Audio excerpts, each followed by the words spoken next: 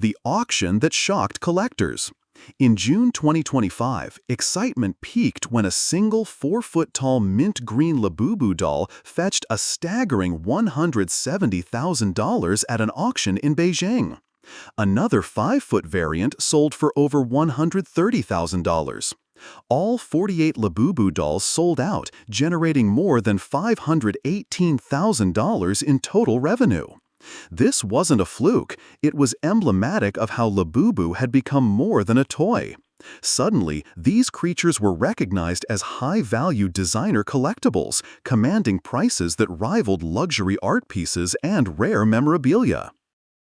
A $30,000 heist focused on plush monsters. Just weeks ago, in La Puente, California, masked thieves broke into a store around 1:30 a.m., making off with $30,000 worth of Labubu dolls, and nothing else. The dolls were clearly the target. Security footage confirmed it wasn't an opportunistic burglary, but rather a calculated strike driven by the toy's collectible and now criminal value. Border seizure, $500,000 of knockoffs. Meanwhile, at Seattle-Tacoma International Airport, U.S. Customs and Border Protection intercepted some 11,000 counterfeit Labubu Labubu dolls, valued at over $500,000, disguised under the label LED bulb. These fakes, often made with bright but inaccurate features, not only infringed on intellectual property rights, they represented safety hazards due to poor construction and materials. UK and U.S. authorities warn of unsafe counterfeits. In the UK, trading standards teams seized over 230 fake Labubu dolls dubbed Lafufus during July and August 2025, many deemed unsafe with choking risks and hazardous materials. In Nottinghamshire, officials urged buyers to check for CE/UKCA marks, proper labeling, and buy only from reputable retailers to avoid cheap, dangerous counterfeits.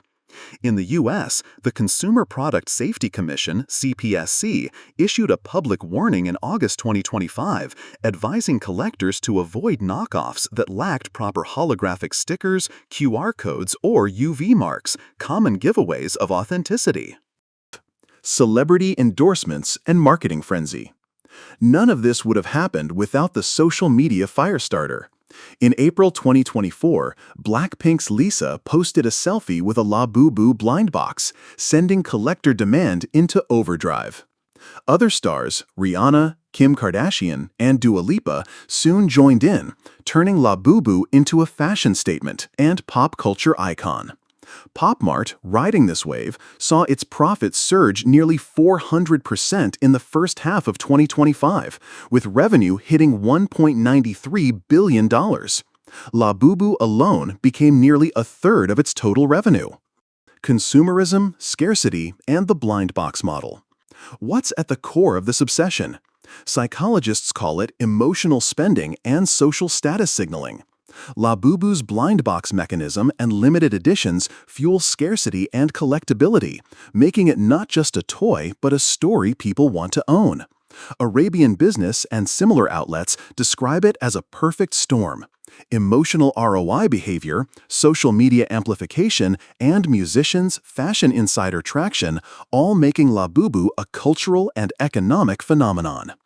PopMart, riding this wave, saw its profits surge nearly 400% in the first half of 2025, with revenue hitting $1.93 billion. Labubu alone became nearly a third of its total revenue.